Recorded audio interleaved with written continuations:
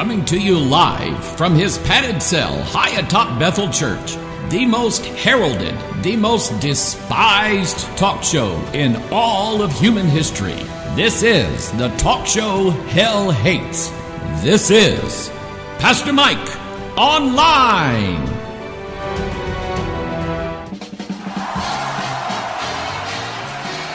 And here we are coming to you live from our top secret broadcasting bunker here at Area 52, which is right next to Area 51, although we don't want that known. We don't want the NSA, the CIA, or YouTube finding out where we are in case they want to shut our program down, which is, I mean, that's been done before. There is a guy I follow on YouTube. He deals with realistic UFO alien type subjects. He's not prone, as far as what I can see, to National Enquirer type stuff. It's Secure Team 10. Anyway, they shut his YouTube channel down. Well, no, they didn't shut it down. They demonetized every one of his videos, and he's been doing this as his living for about the past 7 years. And somehow, mysteriously, they just said, we're done. And now it took he put a call out. A lot of people wrote in to YouTube, or they tweeted different things and so on. And so YouTube restored that. But the reasoning that YouTube gave was, to me, was just silly. It's similar to what YouTube did to me a few years ago. They shut my whole YouTube channel down, took it offline. And it was stupid why they did it. There was no reasoning. And never got, it was like there was a complaint that it was like, provocative, like racially provocative or something. I don't remember the word they used, but like I was inciting, World War III and, race riots. And I wrote them and I said, no way. So they put it back, but no apology, no explanation whatsoever. And I figured somebody hyped up some sort of complaint to YouTube, and they said, "Oh, we're going to shut this guy down." And then when I complained to them, "Oh, we didn't. It was a mistake. We didn't mean to do that." Anyway, I got a lot to talk about today. You guys, I have had people all day yesterday send me a couple of related stories about UFOs, and I'm going to be dealing with that momentarily. However, there is something else that has caught my eye, and I'm going to pop that up here on the screen. Uno momento, por favor. Pardon my French. And there's a lot of things going on in this world. And if you know the Bible, you believe the Bible, and you're not, you already don't have your maps drawn out of how everything's going to happen. First it's going to be this pre-trib rapture, and then there's going to be this, and then there's going to be this. And if you already don't have the maps drawn, then you're open to what's happening in this world. But some people have already shut all the doors, and they said, nope, we've already got it figured out, that we're just need to pay attention to all that stuff, because that's not going to happen until after the rapture, so we don't have to worry about it. I'm looking at stuff now that is going to take place before, not after, before. Now, you may say, I'm not listening to Hoggart again. I had a person write me an email, and they said, we sat down and we listened to somebody talk about, the pre-trib rapture, and we're just going, how come they're not giving any scriptures? Why are they not quoting scripture for this? Why are they not saying, the Bible says this? And so, same question I asked. And again, I don't mean to offend good brethren in the Lord. And some of them friends of mine. May not be after a day, but no, we're friends.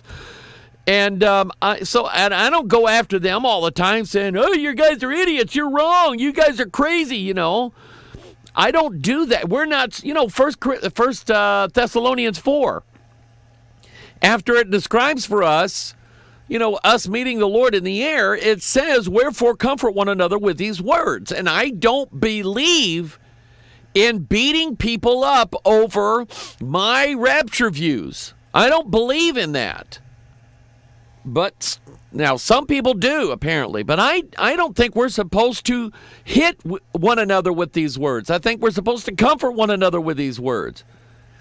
So my brothers in the Lord who disagree with me on whether the rapture is pre-trib or whatever, I love you. I'm not out to get you. I would never hurt you in a million years.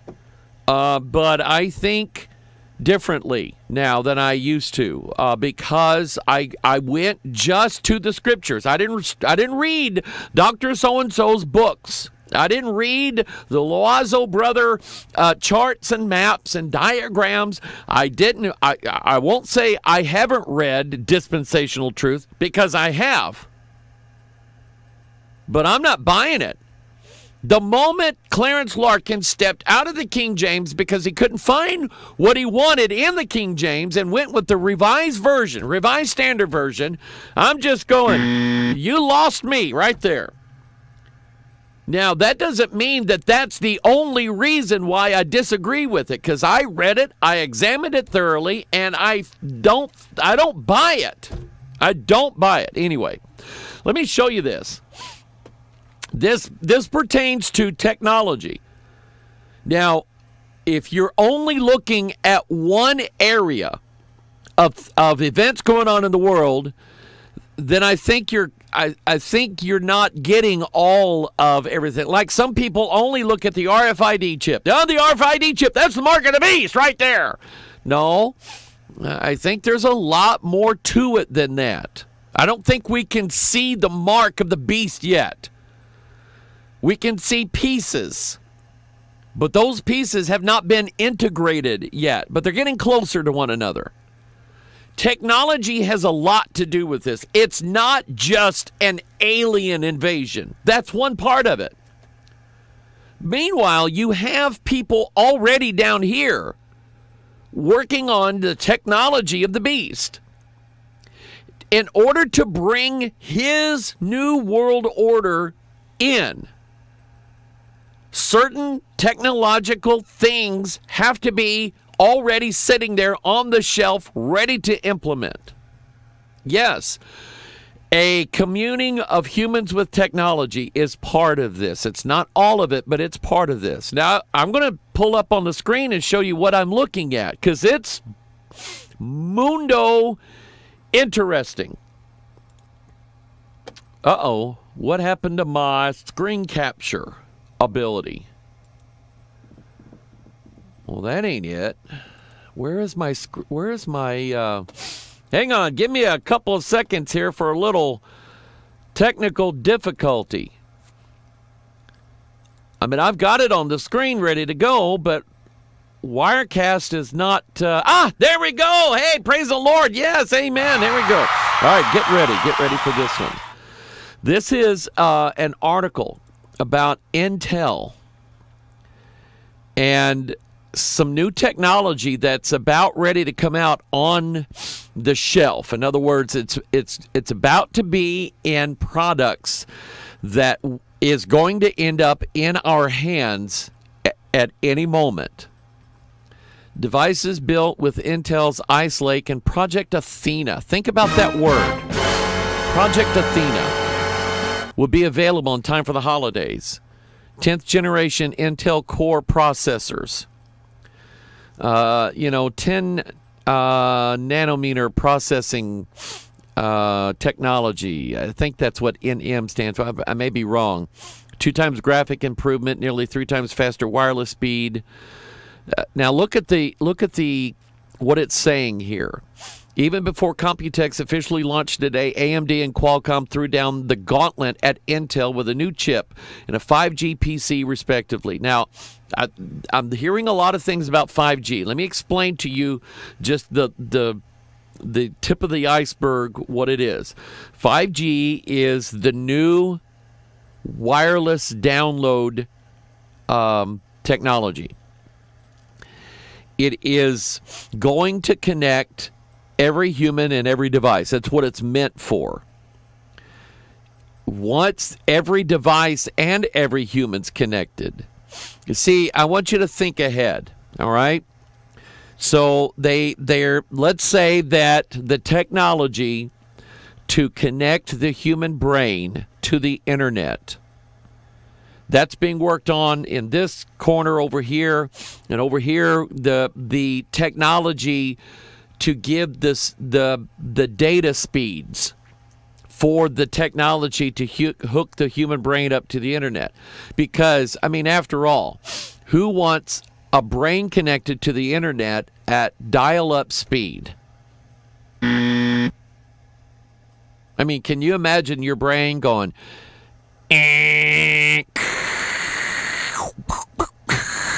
you remember how the old modem sounded, right? And then who wants to be waiting for, you know, a 20-word text document to download? You know, taking 5 minutes to get one page downloaded. Who wants that, right? So that's dial-up. That's 3G technology. We're now, you know, most devices now are 4G, and we're going, download's not bad. You can watch a YouTube video. You can watch Netflix or whatever, all right? 5G is going to change everything. And I don't say those words just because, you know, it sounds big. 5G is going to change everything. If you think technology is okay now, wait. Now, people are going, you know, 5G is going to give us all cancer. It's blowing people's brains up. And then, you know, we need to get that stopped. Go ahead and write to your congressman. Go ahead and complain and expose 5G for what it is. You are not going to stop this. It's going to happen. And the 5G is, you know, if the guys over here are working on brain internet devices to connect the human brain with the internet, 5G and probably 6G when it comes is going to be the technology that gives it the speeds and the bandwidth. Speed is one thing, but being able, you know, it's like if you're the only one connected to wireless internet at your house, then, you know, the sky's the limit, right? But then when everybody walks in the door, all of their tablets and all of their phones are connecting to the Wi-Fi, and they're all getting downloads, they're all getting updates on apps, and they're all uploading the pictures to the cloud, and they're all this and all that. Well, then it chokes it down. Why? Because so many packets can go in. That's what happens when your computer sends information through the internet. It does not send a stream. It sends it in packets. Let's say you're watching Netflix. A movie is going to be downloaded to your device, all right? It doesn't just stream it like, you know, television waves back in the day or radio waves. You know, it doesn't just stream it like this. It divides it up into little packets. And it'll send, you know, 100 megabytes all at once, then another 100 megabytes, and then another 100 megabytes. And what it's doing is sending you the movie in chunks, okay? And your phone or your tablet or your computer is taking these chunks and laying them down so that you can watch the whole movie. So let's say it takes, to send all these packets down, let's say it takes 8 minutes to send an entire movie down, all right? But it's sending it down in little pieces. Well, everybody's home now. You got 6 or 8 people in the family, and they're all connected, and they're all battling over chunk space. Because while chunks are being sent from dad's phone and chunks are being sent from mom's tablet, you know, some of the chunks are going from dad's phone and some of the chunks are coming in from mom's tablet. But then when the 3 kids start wanting their chunks from the internet, they're not all going to go at the same time. Okay, when you get water from a hose, you can't get all of the water all at once. That's 4G. 5G, then, is not only provide the speed, but the width. So that if there's 100 people who are living in your house, then all 100 people are going to be able to get all of what they want all the time. That's 5G. And then we're going to get into 6G. I don't know if that's being, I'm sure it is. But here's the thing. You can hook one person's brain up to the internet, and with the internet along with all the devices in your house. But that's not going to enable everybody to be able to hook in at the same time. 5G will. Because more data is sent over the internet from devices than it is a human browsing the web. And we're talking now. Now we're talking cameras in your house. We're talking your stove, your refrigerator, your thermostat. The personal devices that you're wearing on your body. All of those are sending data out and receiving data in from the internet. It's called the Internet of Things. And so now we have to expand the bandwidth and we have to expand the speeds. So that's what 5G is. So now we have a computer. Qualcomm, they make chips for mobile devices. Intel, they also make chips for mobile devices, but they also make chips for computers. So now we have, if your computer can handle, really high download, with like our download here at Bethel Church is 300 gigabits per second. I'm not going to spend time explaining that, but that's what it is. That's what our down is. Our up is about 12 to 15, which is not bad, which means we can stream out more streams all at once. That's not real, and this computer is able to handle that. It's able to actually keep up with the speed, but that's about it. So if you were to have 5G network connection with these amazing speeds, my computer is not fast enough to even handle the speeds. Okay? My computer could not bring in information as fast as what the internet can deliver it now, which has never happened before, ever. Okay? So now we got to develop 5G PCs. All right? So today, Intel responded in kind during its keynote presentation, introducing new processors, laptops, in addition to unveiling Ice Lake, its 10th gen Intel Core chips, now shipping to OEMs, which stands for Original Equipment Manufacturers, the companies that actually make computers and phones. The 10nm processors will increase speeds for AI computing, tasking, graphics, and boost wireless speeds up to 3 times, Intel says. And I'm reading this because there's things in here. But built on Intel's Sunny Cove architecture, Gen 11 graphics engine. Gen 11 graphics engine. Let me push the button here for that one. Why? You ever watch Chitty Chitty Bang Bang? Oh, you. Chitty Chitty Bang Bang, Chitty Chitty Bang Bang, we love you. You ever watch that movie? Did you ever happen to notice the license plate for Chitty Chitty Bang Bang? It was Gen 11. Go watch it. Go check me out. Go look at it. Now, I have no idea why it was Gen 11, but it was GEN 11. What is Gen 11? Now, you could say, well, that's Generation 11 graphics engine. I think it means more than that. What am I thinking? Tell me what I'm thinking here. Gen 11, what do you think? Let's open up a can of King James on this, shall we?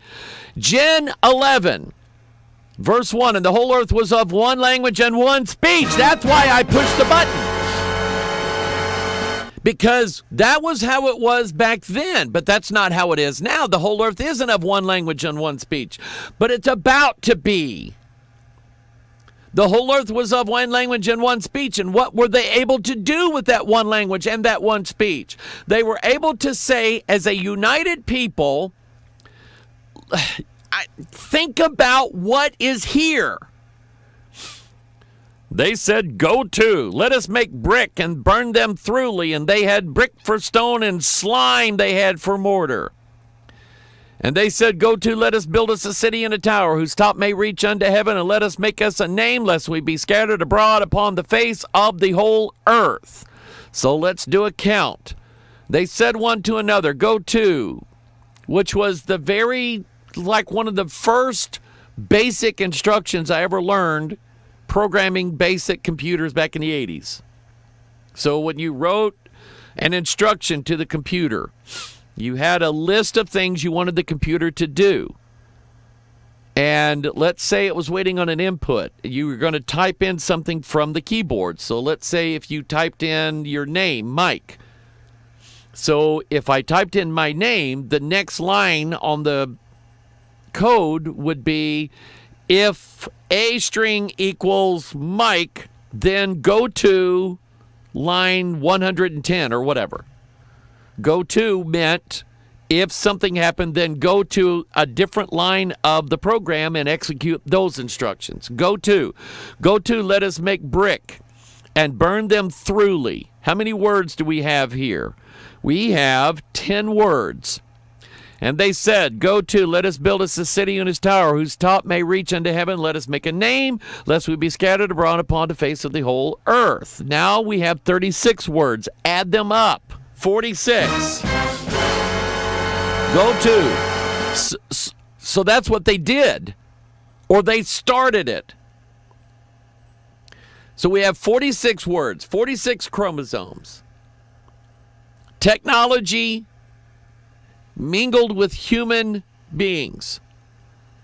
Gen 11 is about man no longer being a part of just the earth.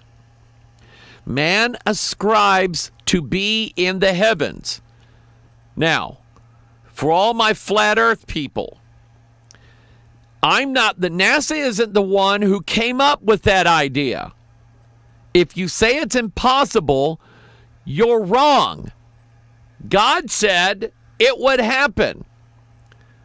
Though they dig into hell, then shall mine hand take them, and though they climb up to heaven, thence will I bring them down. That's what God said they would. He said, if they climb to heaven. Now, he didn't say, if they climb to heaven, they'll find out that that's impossible. That's one thing God never said.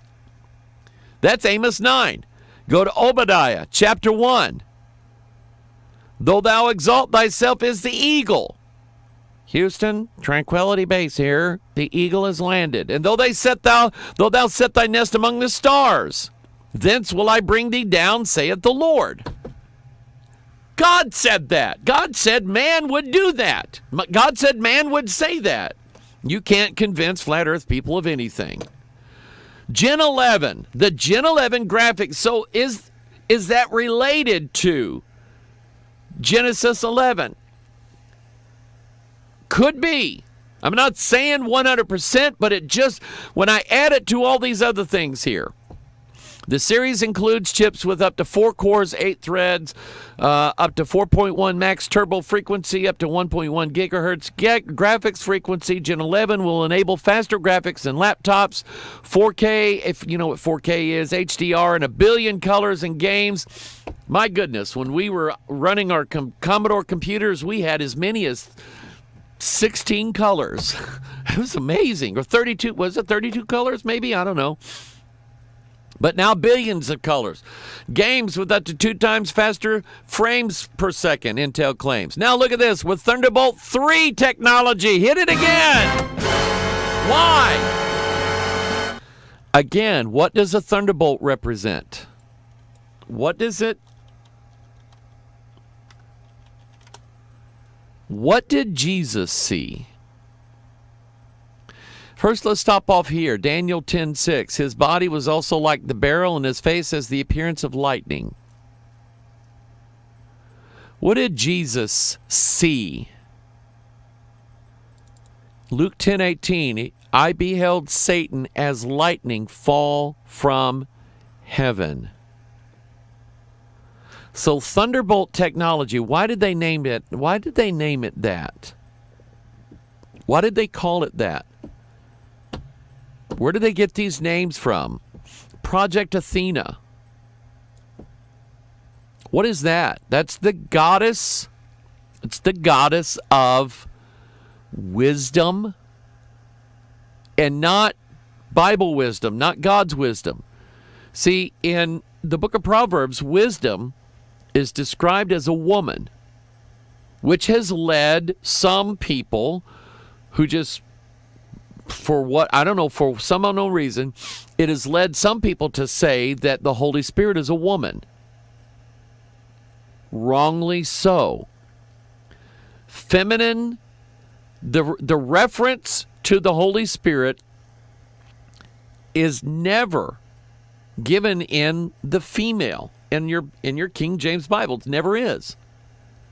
It's given the same masculine, identification as God the Father and God the Son, and it's not Goddess the Holy Spirit. It's not that. When God said, like in Genesis 1, let us make man in our image after our likeness.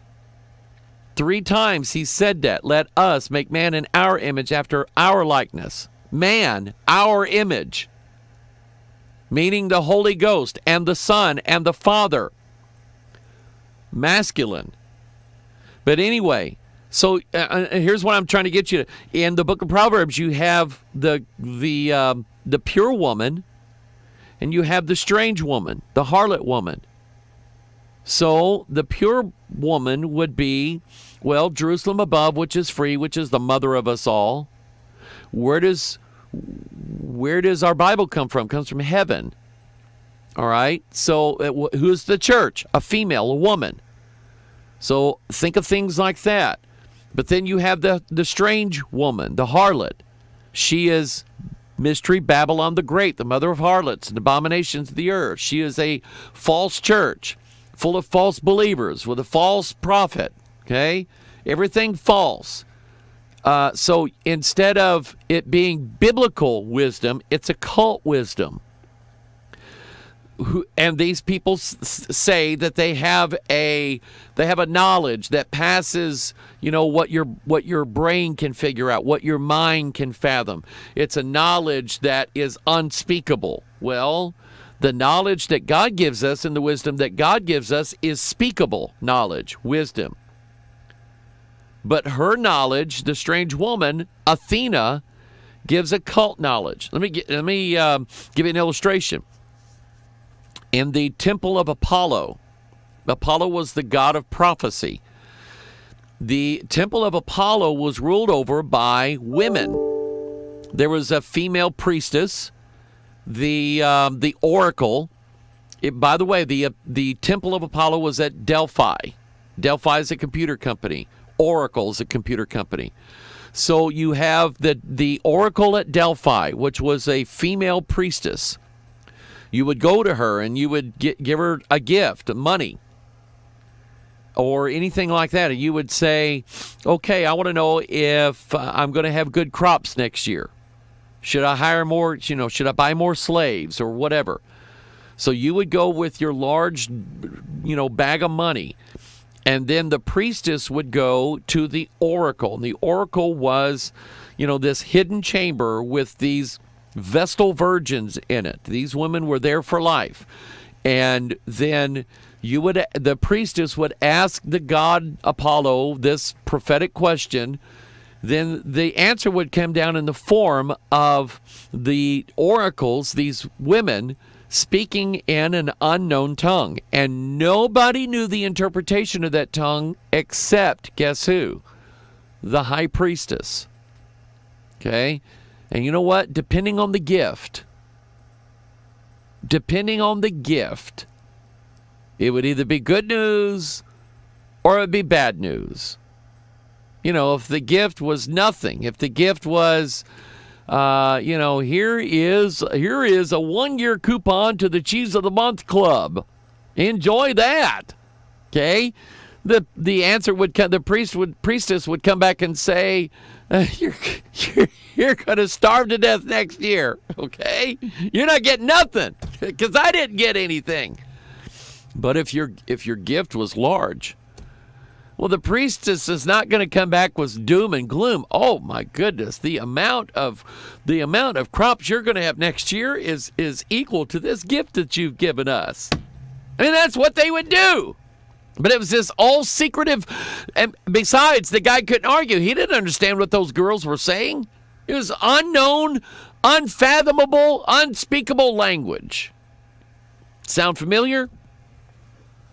So that's what Athena, and by her symbol is an owl.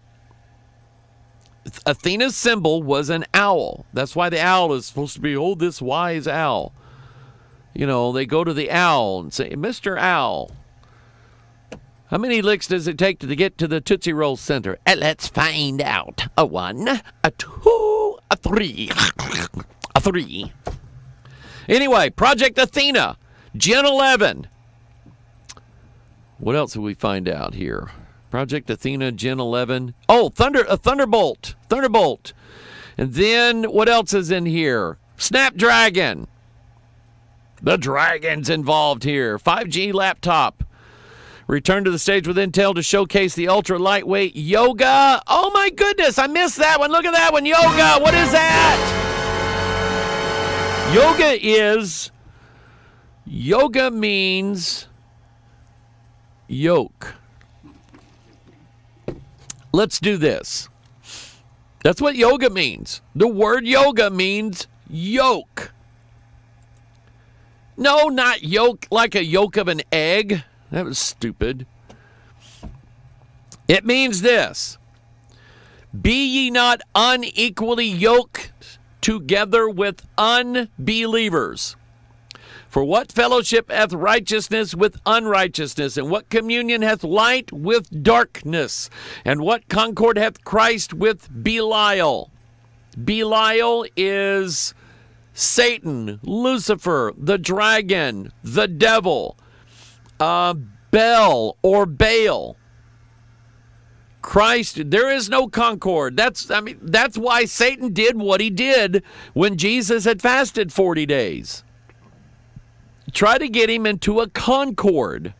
Not an AMC concord. A concord agreement, a document, a contract. Here, Jesus, see all these kingdoms. Bow to me, worship me, I'll give them all to you.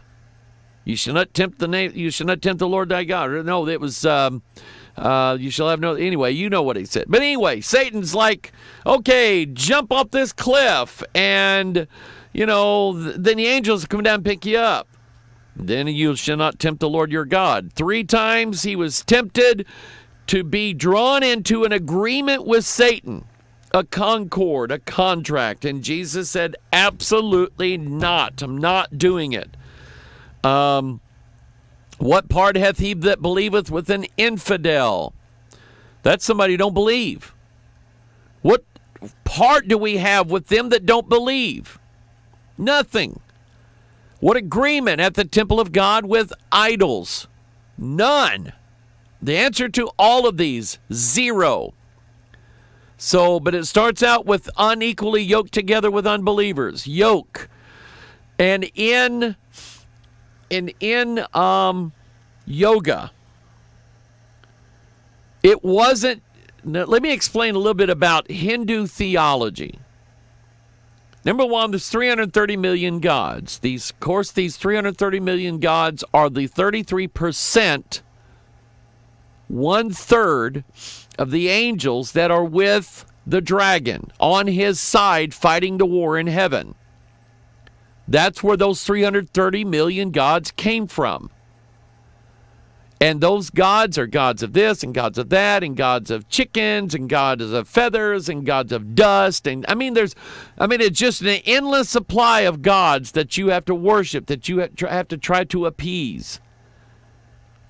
But the idea is that you need to connect with God. So you went to Connection Church or the Connect Bible Study. You read the Connect Sunday School literature. See how that stuff is moving in? You read Marilyn Ferguson's Aquarian Conspiracy.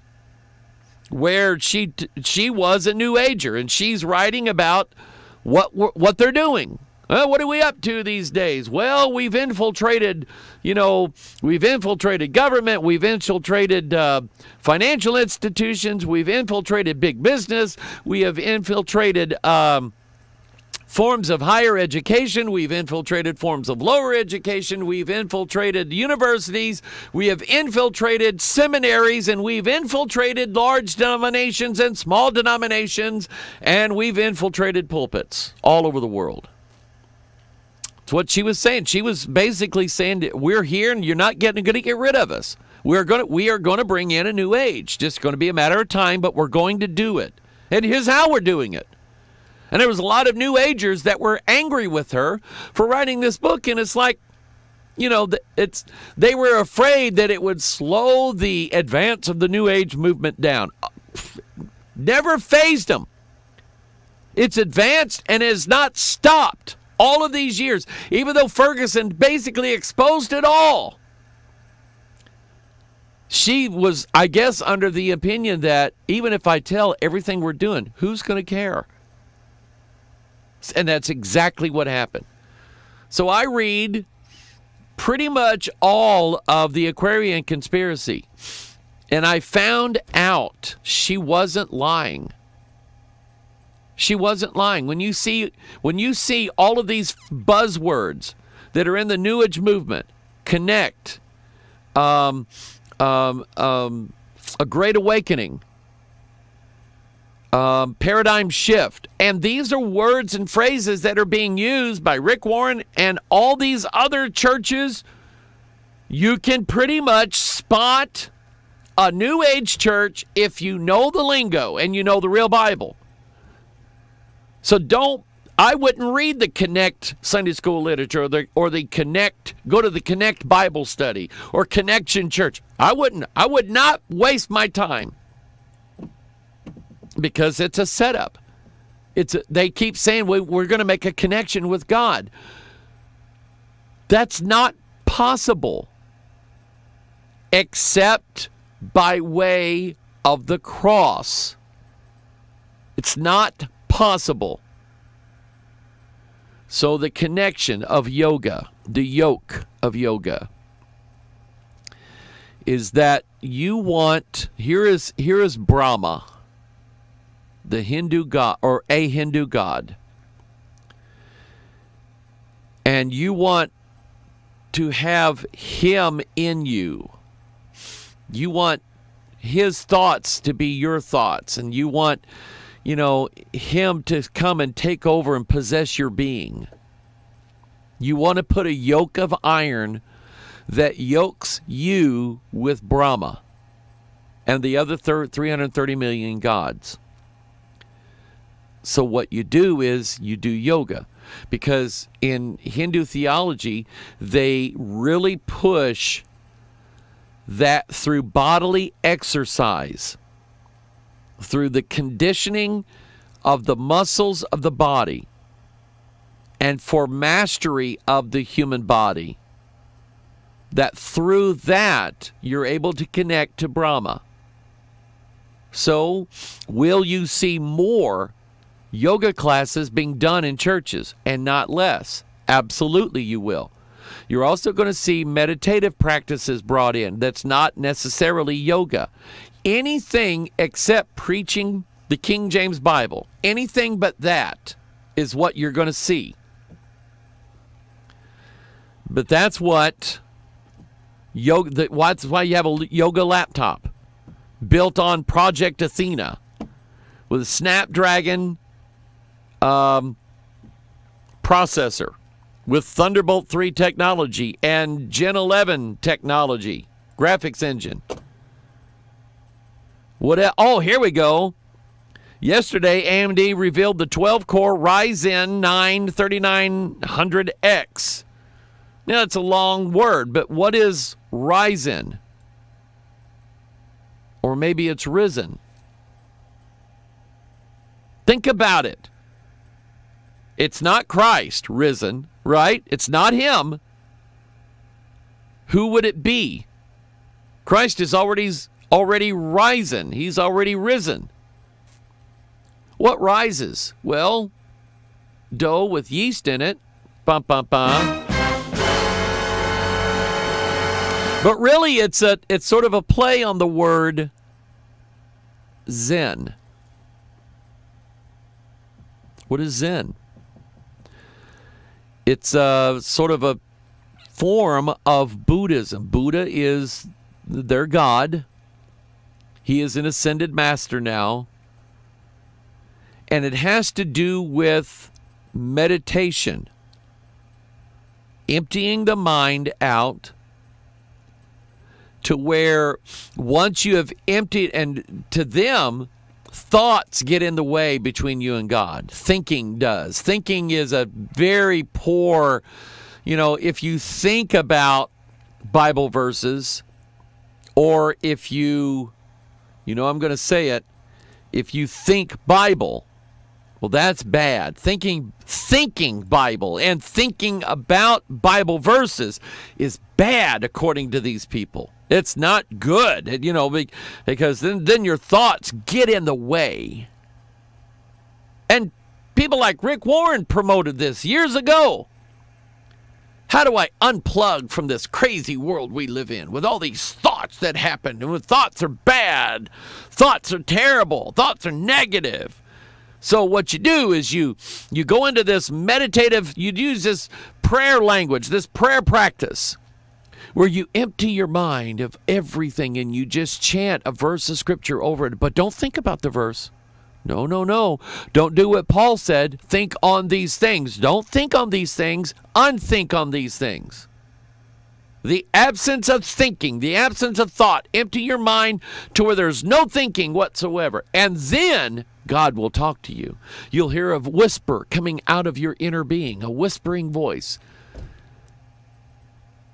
Only place in the whole Bible. Whispering.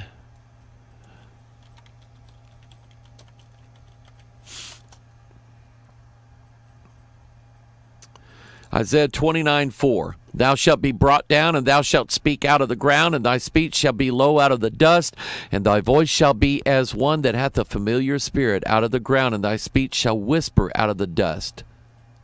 A whisper. You know what a whisper is? It's speech without voice. Now some say that's how the Holy Ghost spoke to Elijah the prophet. No, it isn't. Elijah didn't hear a whisper. That may be what some of the new translations say. I don't know. I haven't checked. But Elijah did not hear a whisper. He heard a still, small voice. A voice, nonetheless. It was small and still, but it was a voice nonetheless. It was not a whisper. Familiar spirits whisper. Ghosts whisper. Hey, I'm talking to you. I'm God. That kind of stuff. You're going to hear a whisper out of your innermost being. And what they want to tell you is that you have contacted God. You have spoken directly to God without the cross, without a mediator. Without Jesus Christ, you have spoken right to God. Oh, here's another thing I missed. I'm not done. I'm not done. That's going to segue into what we're doing next. For gamers, Intel showed off its 9th generation Intel Core powered laptops. Alienware! Here we go! Now, add all this together. Gen 11, Thunderbolt, Snapdragon, Project Athena, Ryzen, Alienware. Did I miss one? Yoga. Add all this together. Why all of this kind of language in technology? Because of where the technology is going. Because of where it's taking mankind. We are being propelled to a future that has already been predetermined and foreseen in Scripture. It's with God, it's already happened. He's already seen the outcome of everybody's life, and God knows where this technology. This is why when you read this stuff, you can go right to your Bible and say, "This is that which was spoken." That's why. Because it's all there. So what do we have? Alienware. Let's see here. Ryzen, Athena, Yoga, Snapdragon, Thunderbolt. Did I say Athena? Project Athena? And Gen 11. Technology is going to propel mankind right into the mark of the beast. You know, I understand, you know, your concerns about, you know, the RFID chip, because that's what's gonna monitor everybody. They're gonna monitor everybody with this RFID chip, and then they're all gonna be monitored. And yeah, but that, you know, you'd have some people believing that inserting an RFID chip would have instantly turned them into, you know, computer-controlled zombies or, you know, whatever. And that's never happened. Or that if they got a chip under their skin, immediately they're, you know, they're the product of Satan and they're devil possessed, and that's not happened. But I understand RFID chip monitoring. I get that.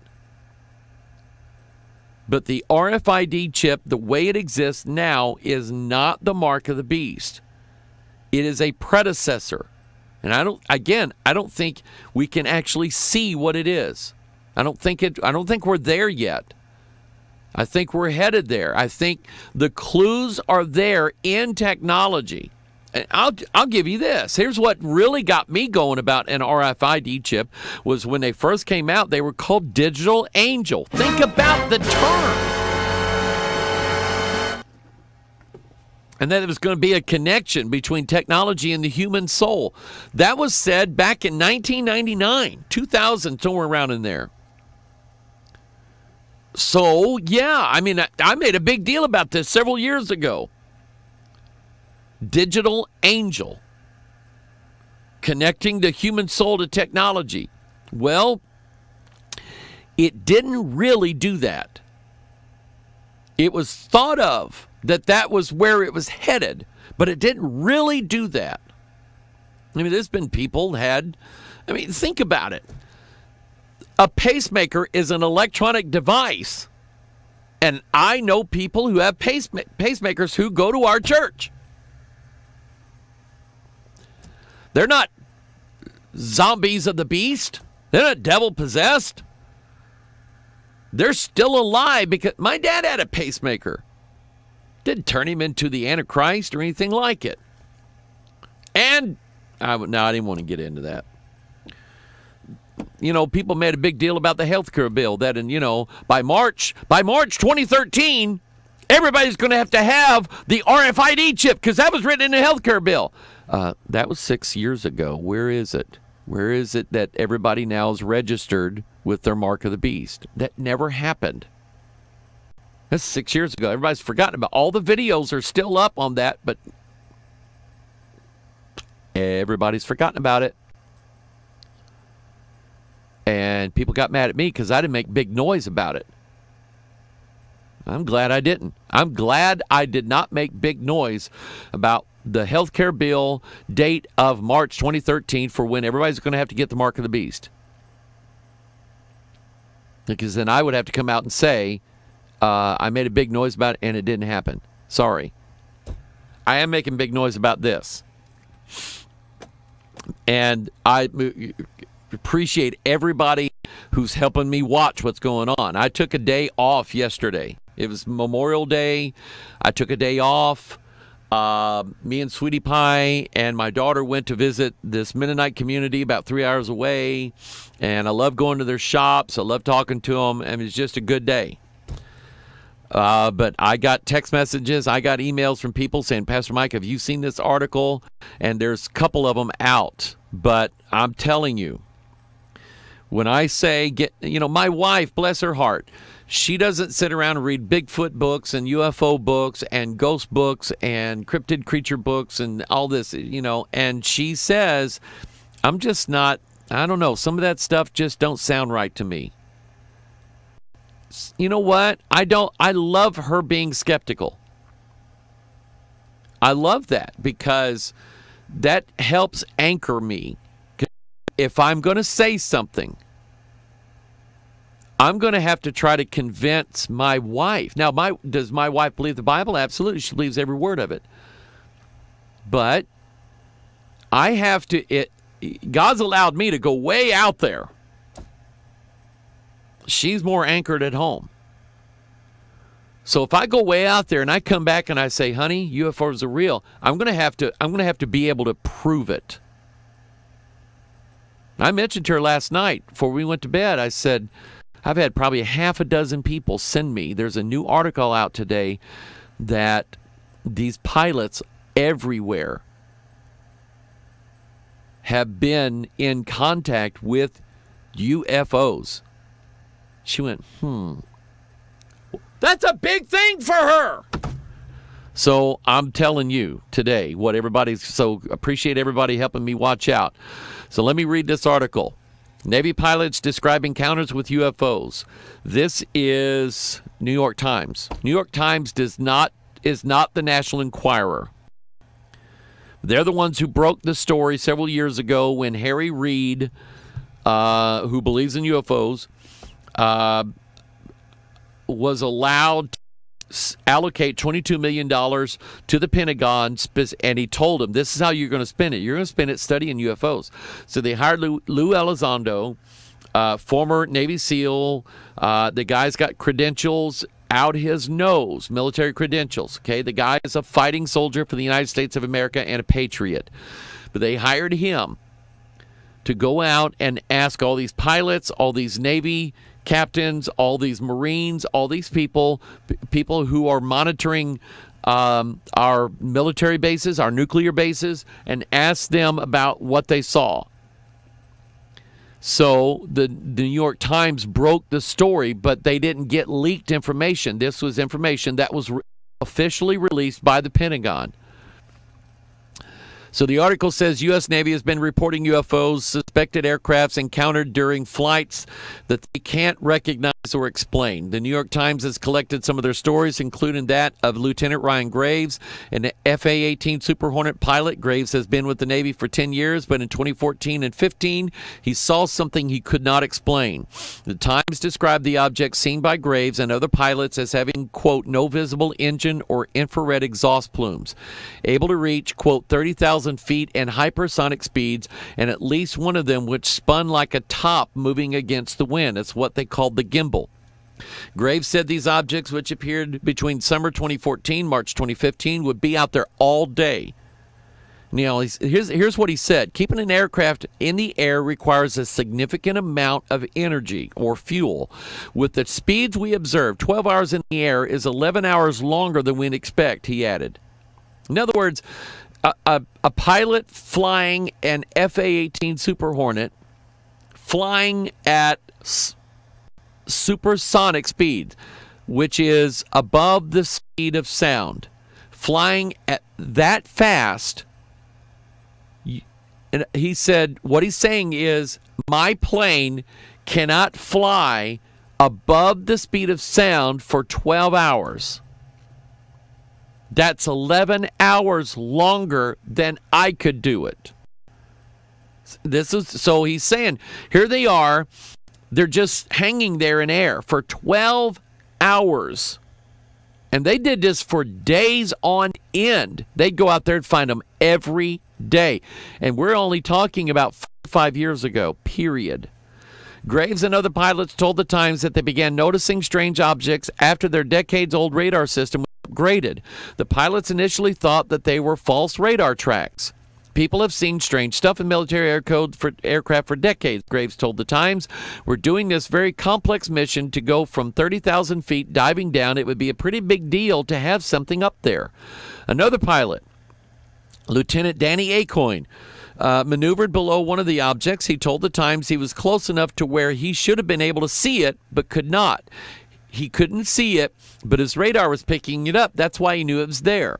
A few days later, the object reemerged, and this time a training missile locked onto it automatically because there was an object in front of him, His missile targeting system immediately locked onto it.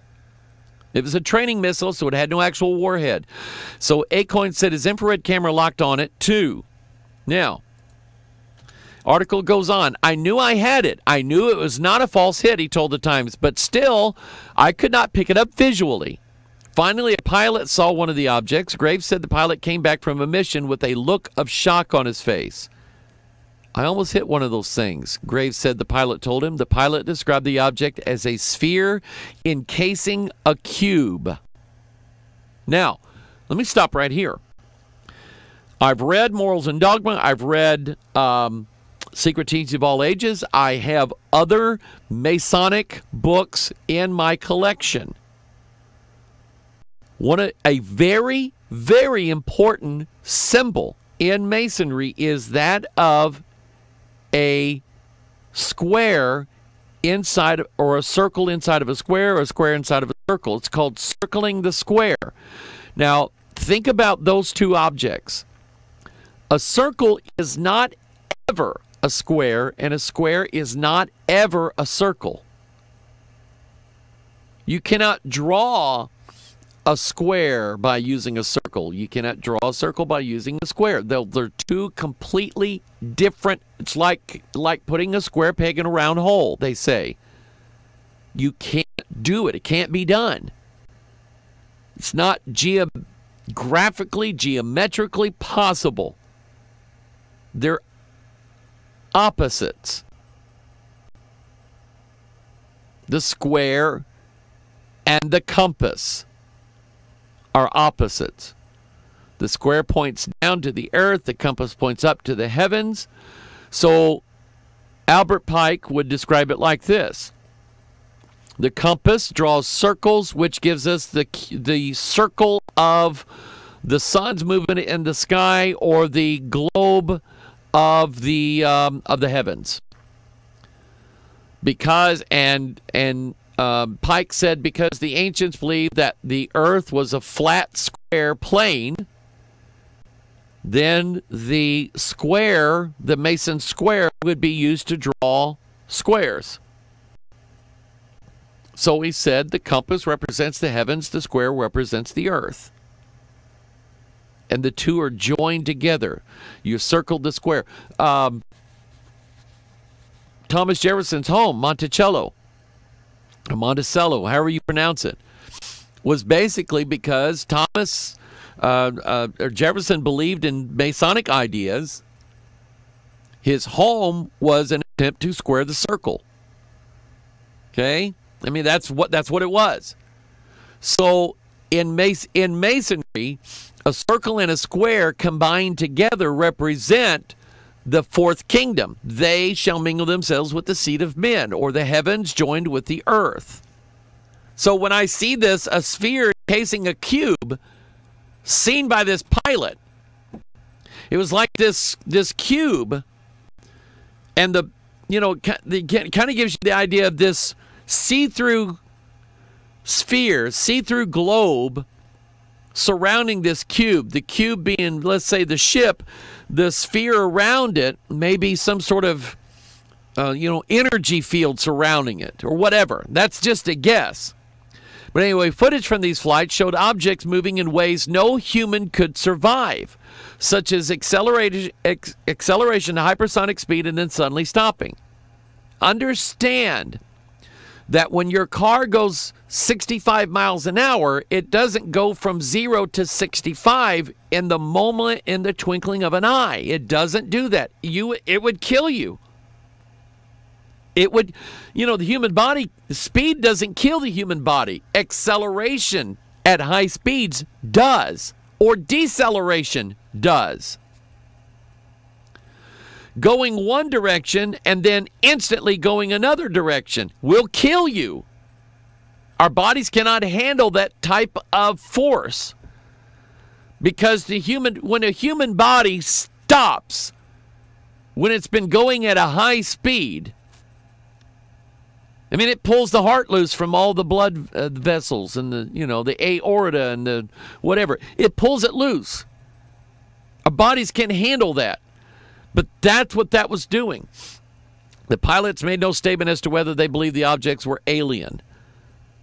They just said, we saw the objects. We're not saying they're alien. We saw the objects.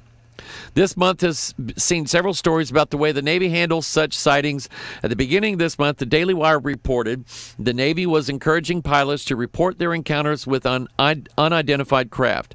A few days later, the military branch suggested it would re-engage or renege on a promise to reveal reported encounters. Just last week, the Pentagon confirmed it was still tracking reports of UFOs. In a statement provided exclusively to the Post, a DoD spokesman said a secret government initiative called the Advanced Aerospace Threat Identification Program, ATIP, did pursue research and investigation into unidentified aerial phenomena. That's where Luis Elizondo came into play. That was his program. That's the one Harry Reid set up with $22 million. Now, there's another article, New York Times, came out yesterday. The strange objects, one of them looked like a spinning top moving against the wind, seamlessly, without any, when a plane moves against the wind and you're in the plane, you know you're moving against the wind. These things moved against the wind, and it seemed like there was no resistance whatsoever. Appeared almost daily. Listen to this story. The strange objects appeared almost daily from the summer of 2014 to March 2015. How many months is that? High in the skies over the East Coast, Navy pilots reported to their superiors that the objects had no visible engine or infrared exhaust plumes, but that they could reach 30,000 feet at hypersonic speeds. I want you to understand this article, what they just told you. The New York Times, not the National Enquirer, the New York Times just told you that every day for, let's say, 9 months,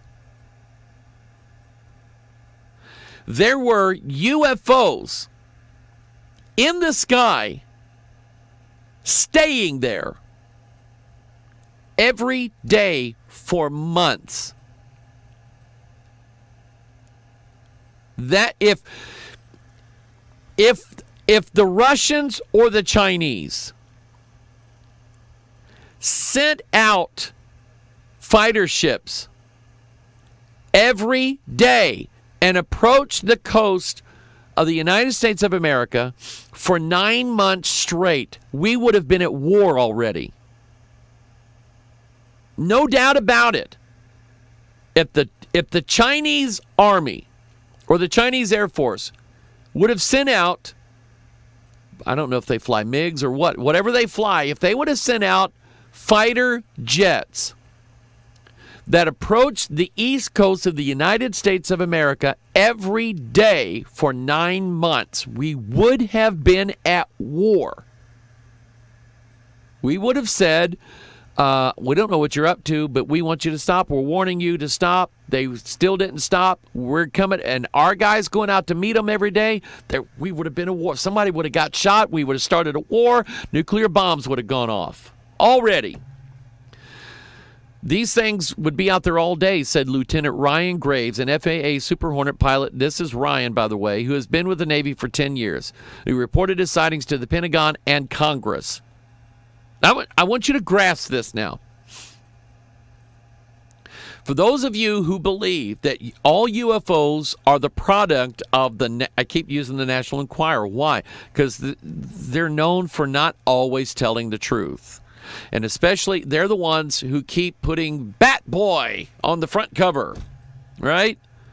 And, UFOs, have, I have a UFO baby, said Marilyn Monroe, or, Barbara Bush. Barbara Bush, quote, I had a UFO baby. Stuff like that, right? That nobody believes. Well, no, we'll say nobody believes. But just unbelievable stories that are probably not true anyway, but they don't mind running it because it sells magazines. But we're not talking about that. We're talking about the New York Times is telling you, and I want you to hear this. The New York Times is telling you that Congress has been informed that known ships from an unknown source has approached the east coast of the United States of America every day for 9 months. Congress has now been informed. So, what's been done about it? I think it would be silly to say that Congress said, "You're drunk, get out of here." They didn't say that. Congress has not told the Pentagon, "We're pulling all your funding. If you're just going to go out chasing little gray men, then we're pulling your funding." That didn't happen either. So understand the enormity of what's happening right now. Public policy of the United States government has now been forever altered. Whereas it has always been the policy of the United States of America, the government of the United States of America, the Pentagon of the United States of America, Joint Chiefs of Staff of the United States of America, the President of the United States of America, and Congress of the United States of America, that officially we don't believe in UFOs. That's the official stance of the United States government since 1947, since Roswell. Since, well, let me say this, since the day after Roswell, because the day of Roswell, it was the United States Army who told everybody, we have an alien crash ship. We have a flying saucer. Crashed out outside Roswell, New Mexico. Then the next day said, wait, we didn't catch it. We didn't catch a UFO. What made you think that? You did. Well, it was a mistake. That was a weather balloon. And they're all weather balloons. Do you hear me? We know where your children live.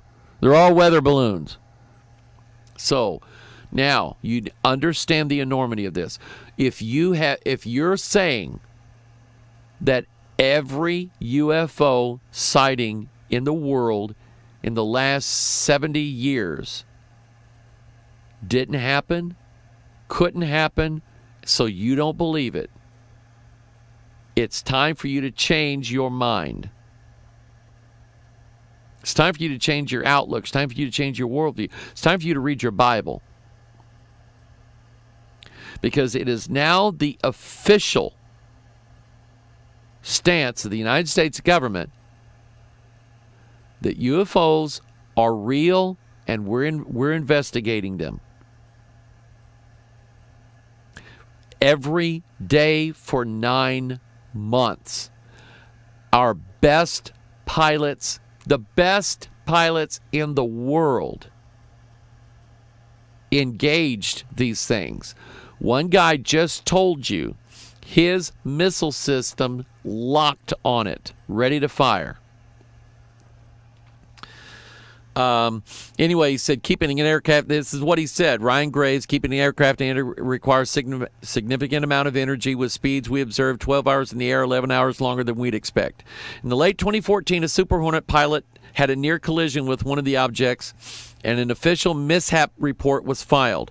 Some of the incidents were videotaped, including one taken by a plane's camera in early 2015 that shows an object zooming over the ocean waves as pilots question what they're watching. "Wow, what is that, man?" one exclaims. "Look at it fly." No one in the Defense Department is saying that the objects were extraterrestrial, and experts emphasize that earthly explanations can generally be found for such incidents. Lieutenant Graves and 4 other Navy pilots who said in interviews with the New York Times that they saw the objects in 2014 and 2015 in training maneuvers from Virginia to Florida off the aircraft carrier Theodore Roosevelt make no assertions of their provenance. In other words, we're not saying where they're coming from. Joseph Gradisher, a Navy spokesman, said the new guidance was an update of instructions that went out to the fleet in 2015 after the Roosevelt incidents. In other words, because of the sightings in 2014, new instructions went out to the pilots. After this happened, the Army, the Navy, the Pentagon changed its official position about this. And what we just read was they updated the radar systems. So now they're catching them. We got updated technology to detect things that our pilots didn't see, and now they're picking them up. And now missile systems are locking on to these objects, even though the pilots can't see them. There were a number of different reports, he said. Some cases could have been commercial drones, he said, but in other cases, we don't know who's doing this, and we don't have enough data to track this. So the intent of the message to the fleet is to provide updated guidance on reporting procedures for suspected intrusions into our airspace. The sightings were reported to the Pentagon's shadowy, little-known ATIP program, which analyzed the radar data, video footage, and accounts provided by senior officers from the Roosevelt. Luis Elizondo, a military intelligence official who ran the program until he resigned in 2017, called the sighting, quote, a striking series of incidents. Now, I guarantee you, and I know for a fact, Lou Elizondo has said a lot more about these incidents, but that's what the New York Times reported that he said. And I believe he said it, but I'm just telling you, I've watched a lot of videos of this guy talking, and he has said a lot more about these. Let's see here. The Navy recently said it currently investigates military reports of UFOs, and Elizondo and other participants say the program, parts of it remain classified, has continued in other forms. The program has also studied video that shows a whitish oval object described as a giant tic-tac about the size of a commercial plane encountered by two Navy fighter jets off the coast of San Diego in 2004. Now listen to this. Let me get my pen so I can underline this for you. Let me show you the kind of lunacy that exists in this world. They say we're crazy because we believe in UFOs. Look what this guy says.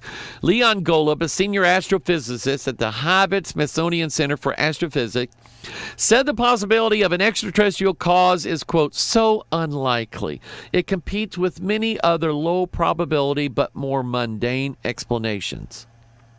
In other words, he said, it is highly unlikely that this is from an extraterrestrial source. I know because I have a telescope.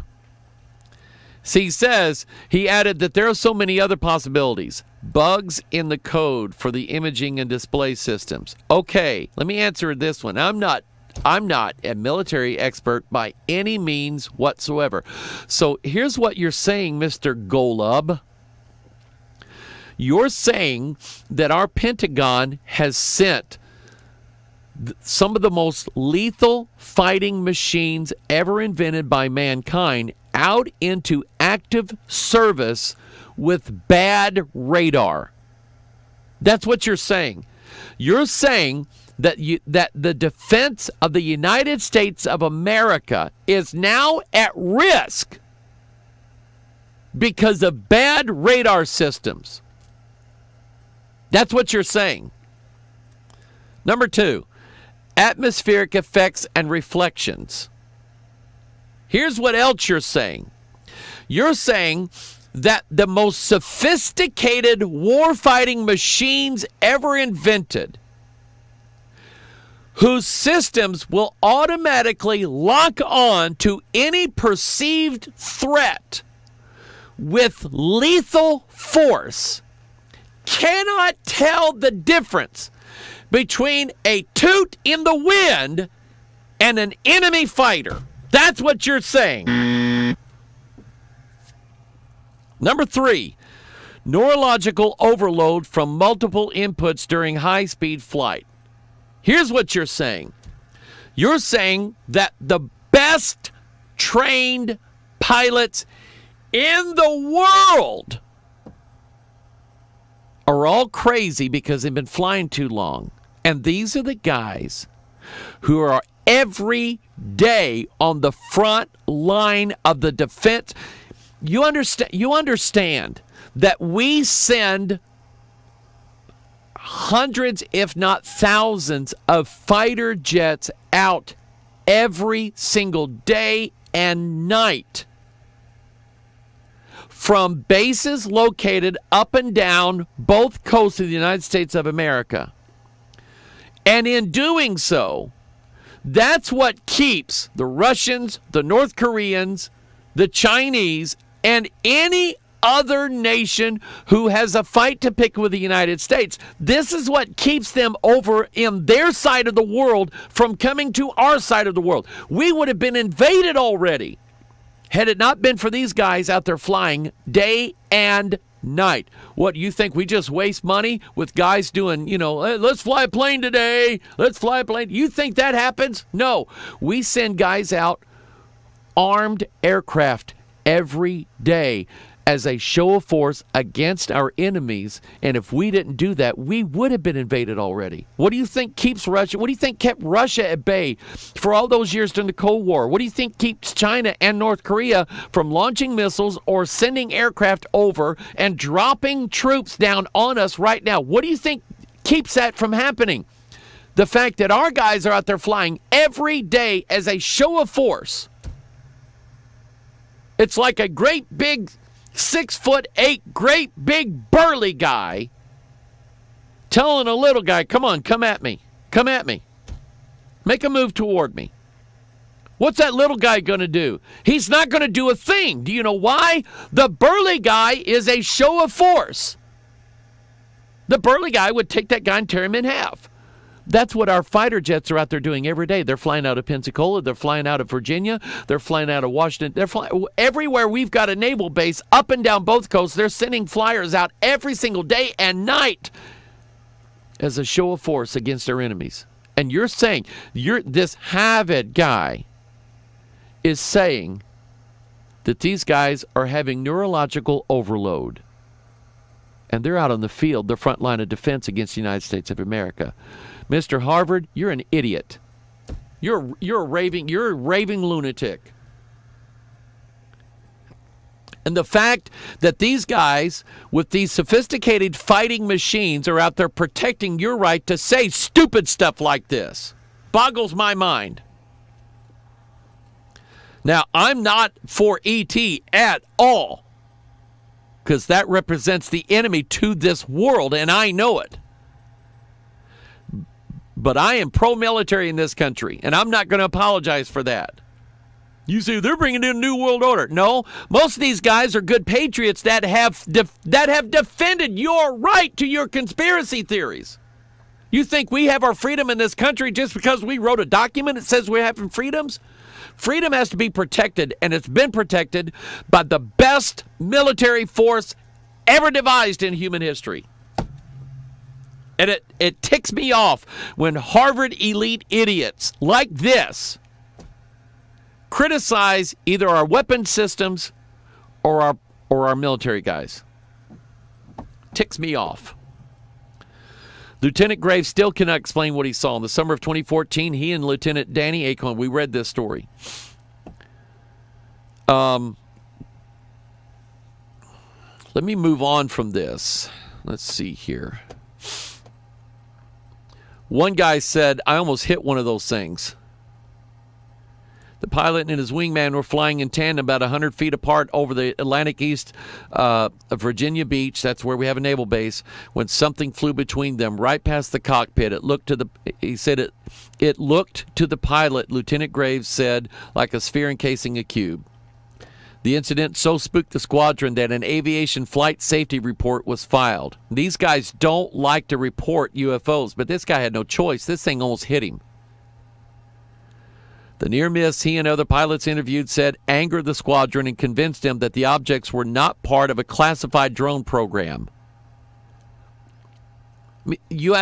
These guys are trained to spot what a drone looks like, what a MiG looks like, what a commercial flight looks like, what a commercial flight in trouble looks like. These guys are trained. You think if it was a drone, they would go, that's a drone. They would know it.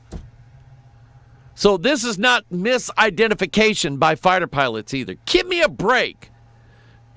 Government officials would know fighter pilots were training in the area they reasoned would not send drones to get in the way. He said it turned from a potentially classified drone program to a safety issue. It was going to be a matter of time before someone had a mid-air collision.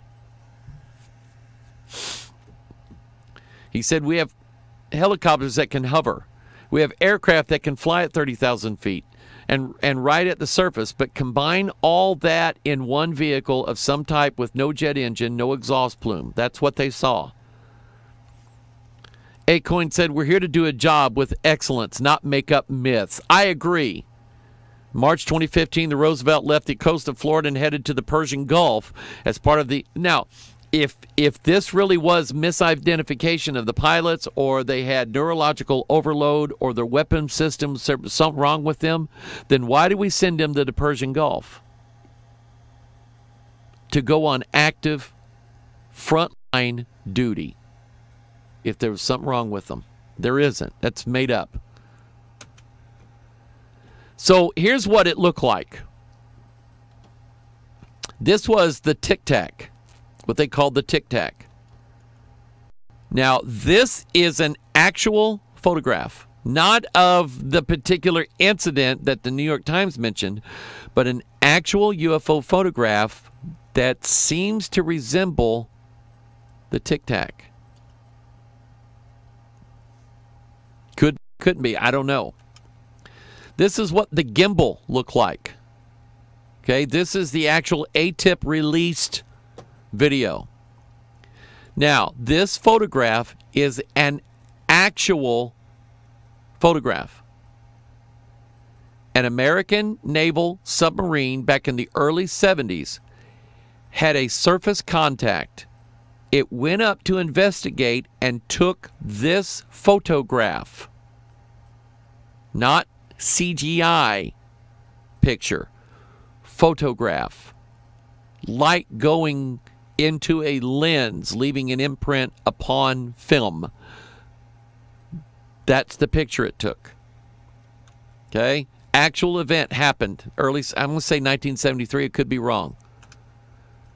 By the way, Secure Team 10, the guy, as far as I'm concerned, does not know the Lord, but he's got some pretty good information. If you want to follow his YouTube channel, I'm not getting anything from it. The guy doesn't know about me, but I watch this guy. I haven't watched every video, but he's got some stuff on there that makes me go, okay, I think there's something going on here.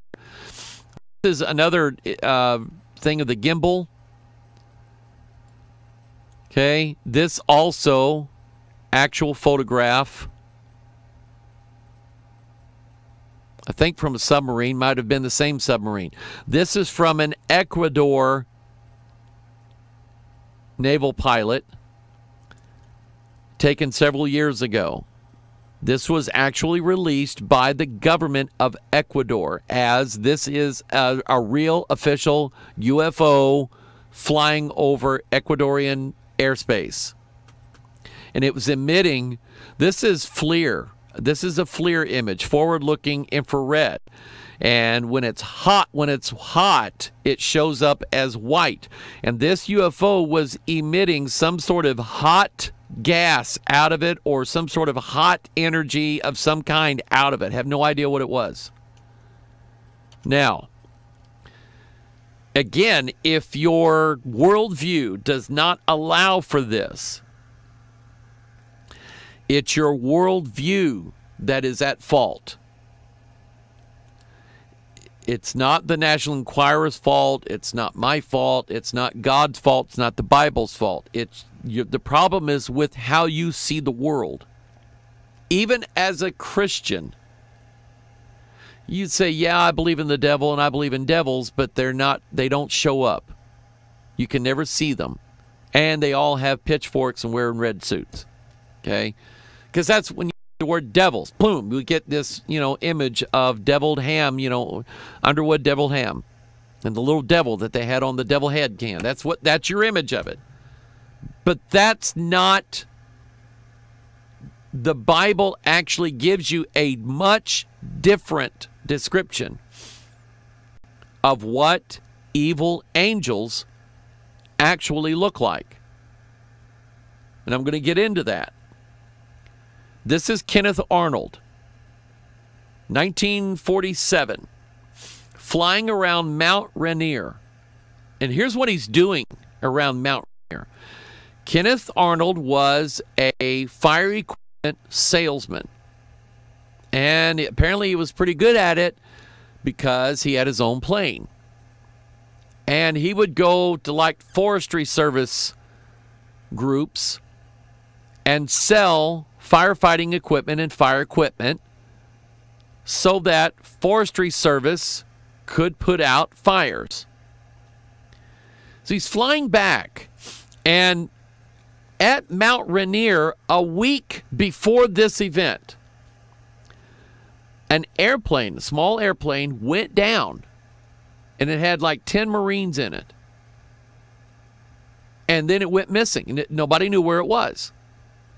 So Arnold then, on his way back, he's flying around Mount Rainier. He's doing a recon. He's helping to look for this downed aircraft. He's looking for signs, looking for the aircraft, or looking for smoke, or looking for debris, or looking for, maybe a campfire set by these Marines showing you, hey, we're alive, and we're stranded out here. Coming up. So he's helping. And when he gets to Mount Rainier, he starts flying around. He sees these.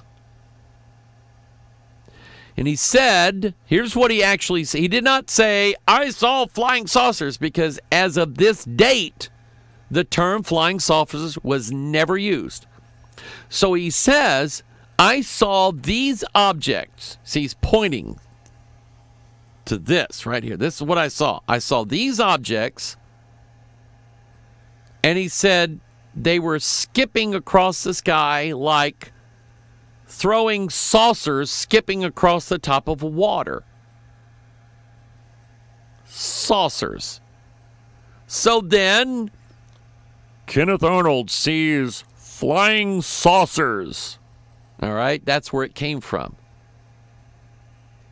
Incidentally, the downed plane that he was looking for was actually found, not by Arnold, but by somebody else.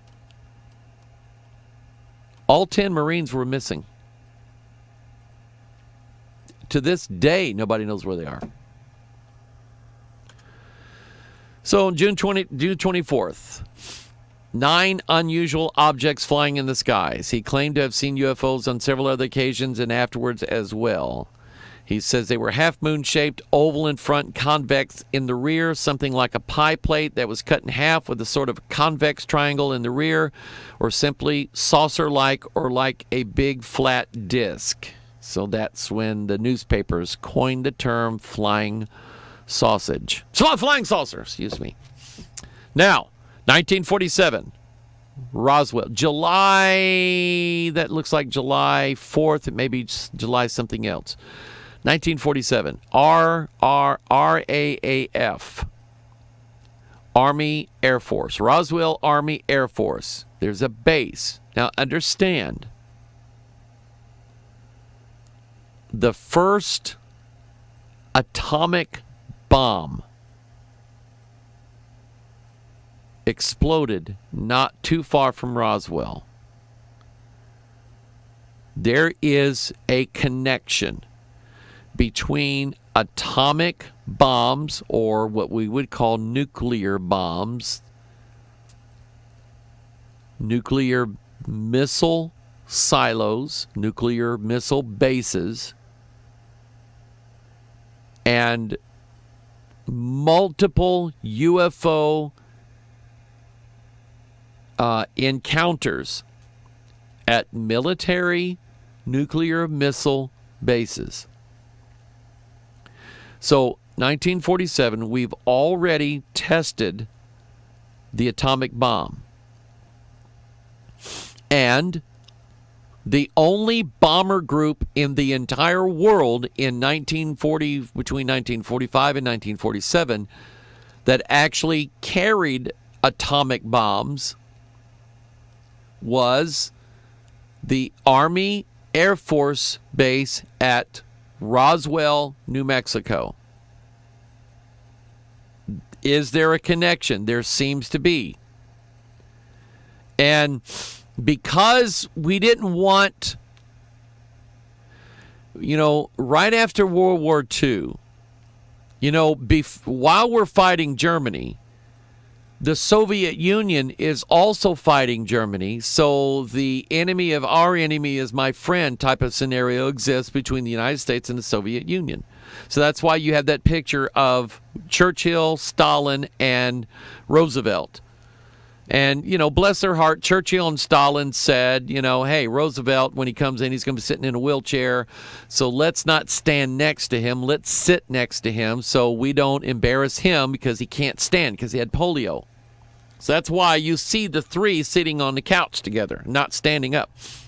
So anyway, you know, the Soviet Union then immediately after the Germany is surrendered, the Soviet Union now becomes, well, we're not friends anymore because they know we used an atomic bomb. And the Soviet Union, being what the Soviet Union is, says it's not fair that America has an atomic bomb. We want one too. And so they figured that at some point the Soviets might try to send some sort of bomber group over to bomb the Roswell Army Air Force Base because they're the only ones who carried atomic bombs. So the Army Air Force Base at Roswell, some very sophisticated radar systems were set up to protect the air base at Roswell because they had nuclear bombs there or atomic bombs there. Big radar dishes, big time radar things. Now, we learned from Colonel Corso. I'll show you who he is in a minute. We learned from him that apparently it was the radar systems that caused the flying saucers to crash. Because they didn't just crash around Roswell. They crashed around other places where these big, huge radar dishes were installed. It somehow jammed them up. And they couldn't navigate, and they crashed. I'll get to that in a little bit.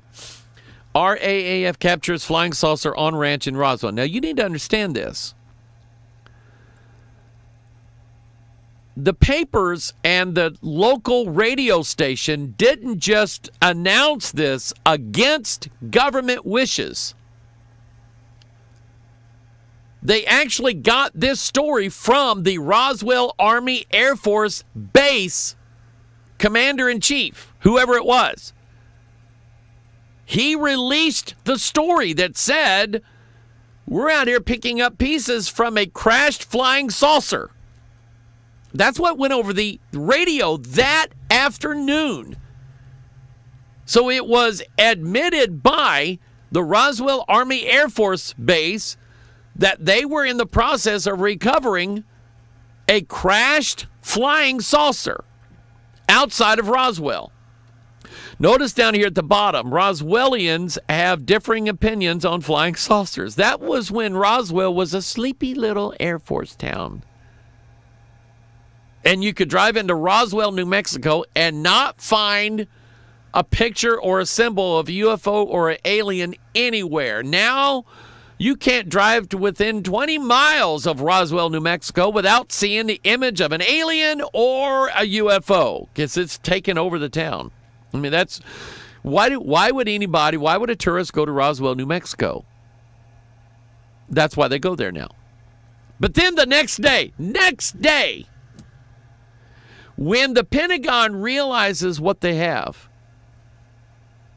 they said immediately, from now on, the official position of the United States government is there is no such thing as UFOs. They're only weather balloons or something else, but they're not alien craft from another world or from outer space. They're not that, and they're never going to be that. Do you understand? Yes, sir. That's how it happened. Army reveals it has flying disc found on ranch, and I mean, this whole story. Look at what it says. Army reveals that. And that's how it happened.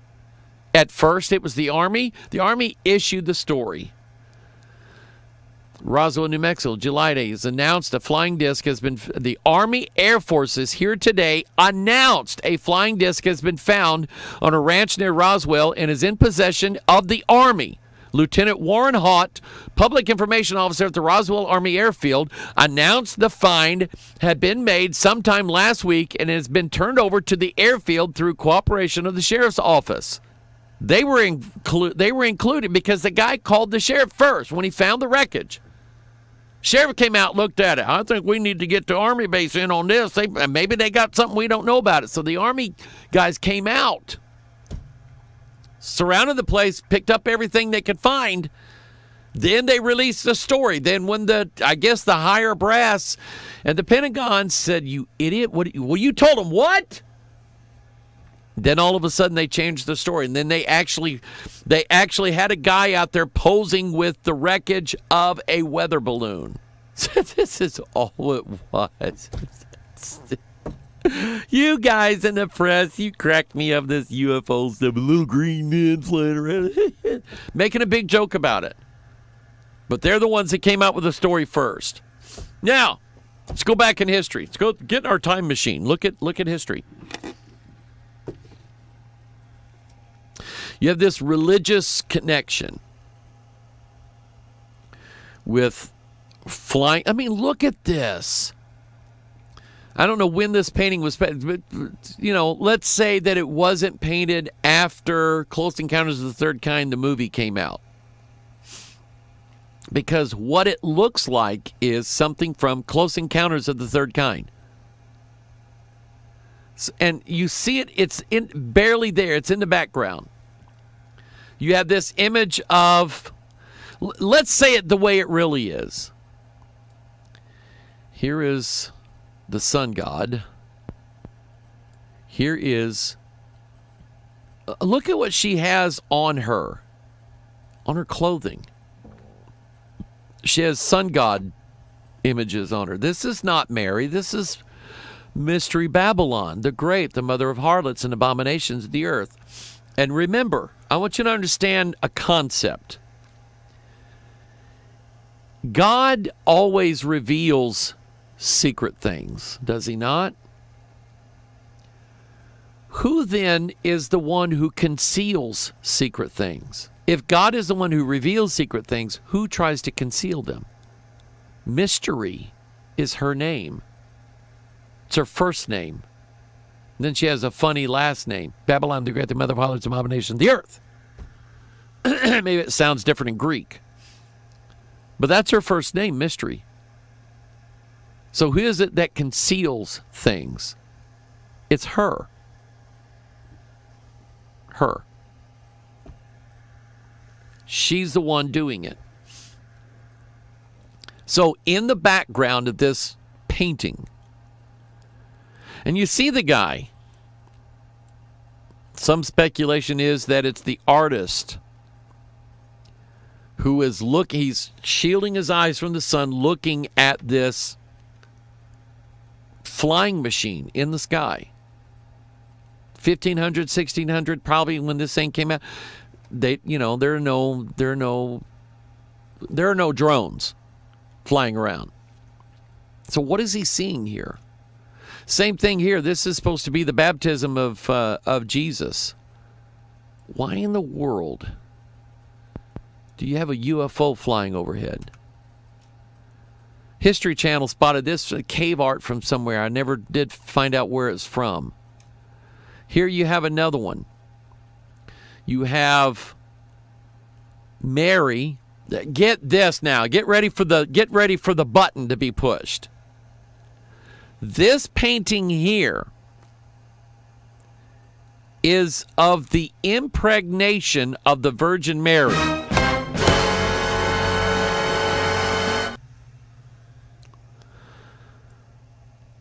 And that's supposedly the God that... Understand what you're seeing here. Sons of God and a daughter of men. Do you see it now? Sons of God, daughters of men, they shall mingle themselves with the seed of men. Is what you're seeing. You're seeing a corruption. And you know it's a corruption because you have the Pope here in this painting as well. Or some sort of Dagon fish hat guy. Right? The peacock.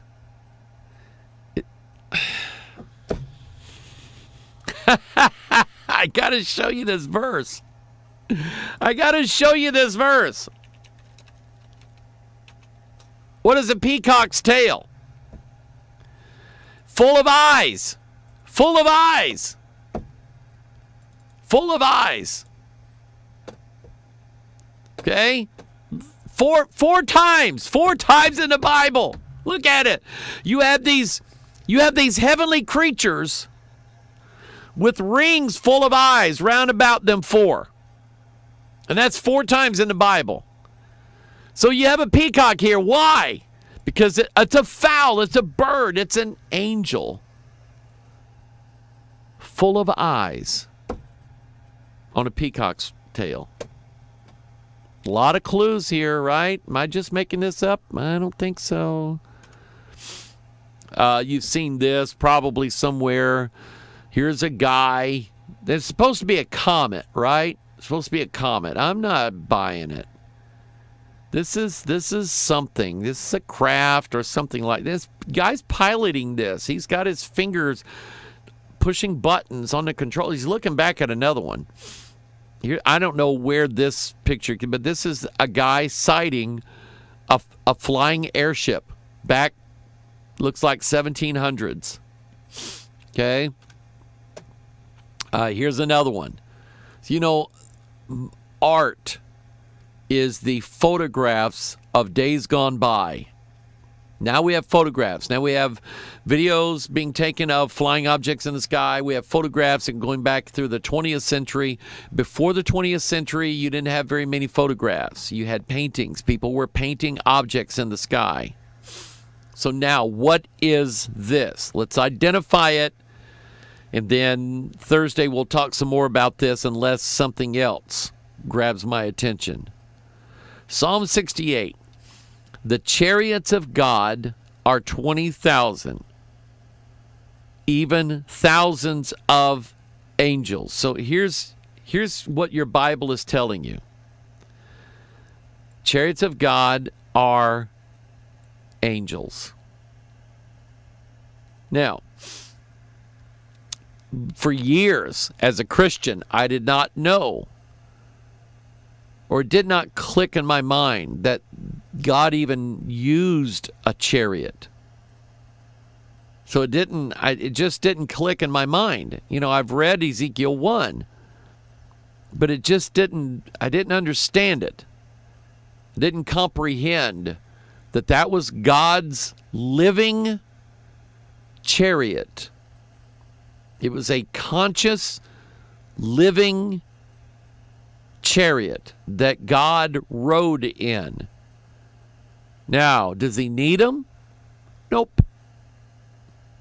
But for some reason, again, we don't quite understand the thoughts of God because his thoughts are not our thoughts and his ways are not our ways. But for some reason, apparently, God, chooses to present himself, at least to Ezekiel, riding his chariot. And his chariot, rather than being made of, it's not too far-fetched. Think about it. What did they build chariots out of? What did they make them of? I'll ask it like this. What were the wheels made of? You wouldn't, even though you had who was it? Sisera had 900 chariots of iron. Now, an iron chariot is going to be, number one, a pretty heavy thing, but number two, it's going to be spear-proof and arrow-proof. You're guaranteed of that. But what were the wheels made of? They were not made of stone. It's too heavy. They were made of wood. Where does wood come from? DNA. Now it clicks, doesn't it? Wood comes from DNA. Wood is a living biological entity.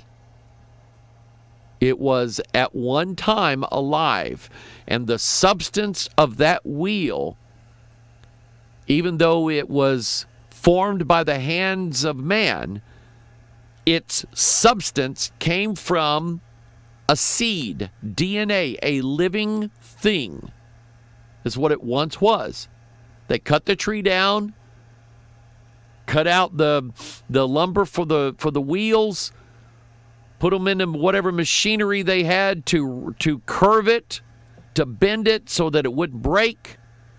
I've seen that process before. You wet the wood down and you slowly, just over time, you apply pressure to it until it bends into the circle. But you don't just try to bend it all at once. You'll snap in half. But you gotta coax it into bending. That's what. But eventually that wood came from DNA. It was a living entity. It had living biology to it. And so think about it. Is it so far-fetched then to understand that the chariot that God rode in was its own living entity? It was a living, thinking organism of the angelic realm, made from the wheels. The wheels had a spirit in them, and it was the spirit of the living creature. They were called living creatures in Ezekiel 1. They were called beast in Revelation 4. So if you take those two terms, mash them together, the spirit of the beasts was in the wheels. So they were a living entity. They could make decisions. It could do things. It thought through and did things based upon its thinking ability. It's what you had. That's what God didn't write in something that was dead. Listen, you think you had a sweet ride back in the day? God's ride outdid your ride every day and twice on Sundays. Sunday morning service, Sunday night service. So, I mean, if you were the real God, that's the kind of a vehicle that you would present yourself in. Not something made by man, not something that was dead and didn't have any life to it, like out of rocks and gold and things. I mean, this was a real living entity. The chariot was the ones who powered the chariot, which were the cherubims, the wheels themselves. They were all living things. All right? The horses that would carry it, living, again, a living creature. So this is God. This is how he presented himself in the book of Ezekiel. He came riding in on an angelic chariot. The chariots of God are 20,000, even thousands of angels. So we have types of angels. Where's the rest of my list? Where's the rest of my list? I had a whole list here. Maybe it's later on. Maybe I'm missing something here. Types of angels: men, seraphim, ringed, cherubim. You have winged humanoid angels mentioned in the Bible. Dragons. I've got a list somewhere. Where is it? I can't find it. So let me go back to this. We have the two angels that came to Sodom. We have the seraphims here. Isaiah chapter 6. This is another article. I've got some of the slides out of order. But anyway, the government admits it studies UFOs. So about those Area 51 conspiracy theories. And what I just said to you about a crashed alien ship, is it even within the scope of scriptures that could have happened? All right, now we've established biblically. You say, well, you need another witness that God rides in a living chair. Well, we have Ezekiel 1. We know then that we have these 4 living creatures, Ezekiel 1:4, and I looked, behold, a whirlwind came out of the north, a great cloud and a fire enfolding itself, and a brightness was about it, and out of the midst thereof is the color of amber, which, by the way, if you go to images.google.com and type in the phrase amber UFO orbs, get ready. You do this at YouTube. Go to YouTube and type in amber UFO orbs, and you'll see UFO videos. Stephen Greer can almost pull them up at will.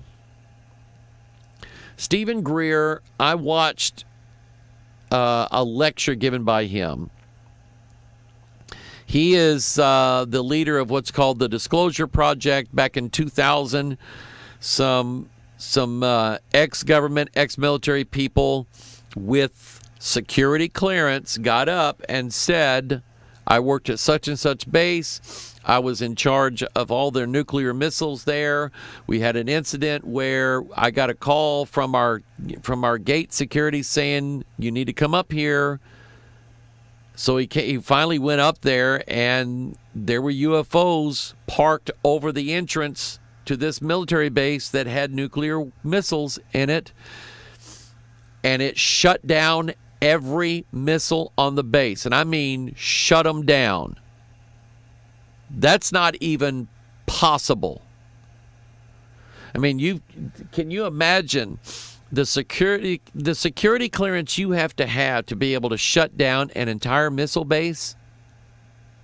Not one person, not a single person can do that. It takes a two-man team at best to even make the decision to do that. But every missile on that base shut down while those UFOs were there.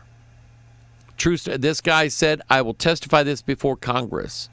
When you testify before Congress, you're under the penalties of perjury. If you lie to Congress, you go to jail for a long time. And these guys said, I am ready to testify before Congress. But anyway, that's Stephen Greer. He's the one that headed that up. Stephen Greer, according to his own testimony, was contacted while he was in college by, I'll call them familiar spirits, because that's essentially what they were. And Greer was then introduced to the whole UFO. Greer says that he came in contact with the ones who are bringing the UFOs to this earth. And Greer is convinced that these UFOs are here for our benefit. So is Lou Elizondo, the guy that ran ATIP. He believes it. Elizondo, and I'll show you this Thursday, claims that they have in their possession tangibles. What he means by that is tangible proof. He could say, here, this is from a UFO. Here it is. It's in your hand now. This is from a UFO. Elizondo claims that exists, and that his team, he now works for Tom DeLonge, the Freemason rock star. And they have the tangibles. Now, there's a reason why these stories are coming out this week. I want you to understand that it's not just a random event. Those of you who sent me the story, there's a reason why they're coming out this week. It's because Elizondo is part of a 6-part series that's going to be on the History Channel this week. Imagine that. So it's not really some new story that's coming out. This is all at an advanced. I'll give you a little picture and a big picture. The little picture is the History Channel wants a lot of publicity for this series because they want to make a lot of ad money. If you watch this series, then you will generate a lot of ad revenue for the History Channel. So the History Channel wants a lot of press coverage of their UFO series coming out with Lou Elizondo. They taped this series months ago. And it's been planned to release all of this information to the New York Times and to these other news outlets to generate interest in this History Channel series. That's not the big picture, that's the little picture. Here's the big picture. Let's get everybody used to the idea that there are unidentified flying objects. They're real. This is not make-believe. It's a real thing. All right? Let's get everybody used to this. Let's get it mainstream. Let's get the Harvard people used to it. Let's get the Bible scholars used to it. Let's get the religious leaders. Let's get the scientists. Let's get the atheists involved. Let's get everybody who owns and runs and manages telescopes. Let's get the Hubble people involved. Let's get everybody on board. So, you know, we are entering into a new age. You know, you have from 1947 to this day. How many years is that? That's how many years the United States government official position is there is no such thing as UFOs. There is no such thing as flying saucers or alien craft. Those don't exist. That's been the official position. I want you to understand how big this is. This is a paradigm shifting event we're dealing with, where people's minds are going to be changed permanently. Okay, it's like September 11, 2001, a paradigm shift happened. People all of a sudden now are saying we want safety over freedom in this country. And we have it now, supposedly. So now a new paradigm, a new shift in consciousness is being brought about because now we're entering into the age of knowledge, that we're not alone in this universe, and that we have been visited for thousands of years from some sort of race of people beyond planet Earth. That's going to be the new normal, and it's not going to all happen in a day. It's not. I mean, you're just now coming out as the government is saying, okay, yeah, we've been studying these things.